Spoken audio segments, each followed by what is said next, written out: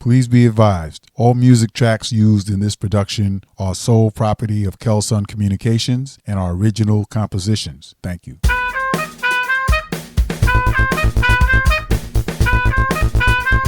To everyone tuning in, welcome. This is Silas, your e-journalism social work advocate. You're listening to the Kelsunn-on-the-Air social work podcast, the program that promotes, celebrates, uplifts, and highlights the social work profession. This podcast aims to educate the general public to the vital contributions professional social workers make in every aspect of society, every day.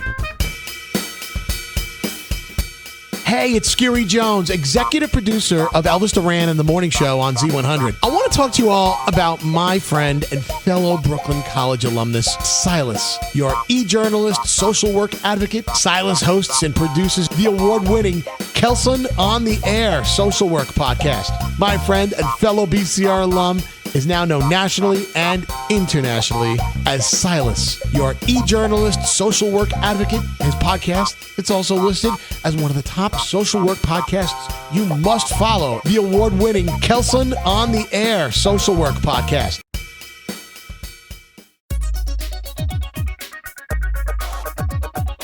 Hello to all my listeners. This is Silas, your e-journalism social work advocate. There are less than 30 days until Election Day. This Election Day special, being brought to you by the Kelsunn-on-the-Air social work podcast, is dedicated to the memory of 3 voting rights champions. Here are their powerful words. Those champions I refer to are the late Honorable Supreme Court Justice Ruth Bader Ginsburg. The Voting Rights Act was renewed by overwhelming majorities on both sides of the aisle. But the current Congress is not equipped really to do anything. Someday we will go back to having the kind of legislature that we should, where members, whatever party they belong to, want to make the thing work and cooperate with each other to see that will happen. I mean, it was that way in 1993 when I was nominated for this good job. There were only 3 negative votes. My hope and expectation is that we will get back to that kind of bipartisan spirit. The late Honorable Representative John Lewis. In a democracy, the right to vote is the most powerful, non-violent tool we have.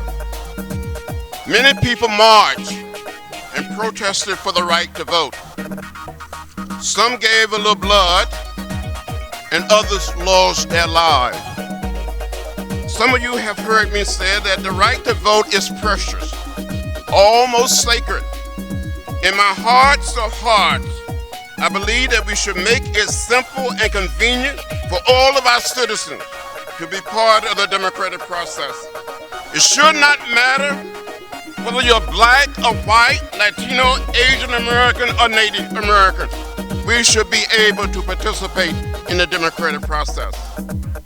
On March 7, 1965, I gave a little blood on the Edmund Pettus Bridge for the right to vote. Before the Voting Rights Act of 1965 was passed, some people had to count the number of bubbles in a bar of soap, the number of jelly beans in a jar. And all across America today, when people go out to attempt to vote, they stand in long, immovable lines. That's not right. It's not fair. And it's not just. We can do better, and we must do better. We have a moral obligation, a mission, and a mandate to empower all of the American people, not just a select few. We must do what is right, what is fair, and what is just. Today, our democracy is under attack by forces within and forces abroad. We need to fix it, and fix it now. And the late Honorable Representative Elijah Cummings. On my mother's dying bed at 92 years old, former sharecropper, her last words were, "Do not let them take our votes away from us." She had fought and seen people harmed, beaten, trying to vote. Talk about inalienable rights. Voting is crucial, and I don't give a damn how you look at it. there are efforts to stop people from voting. That's not right, because it is the essence of our democracy. This is the United States of America.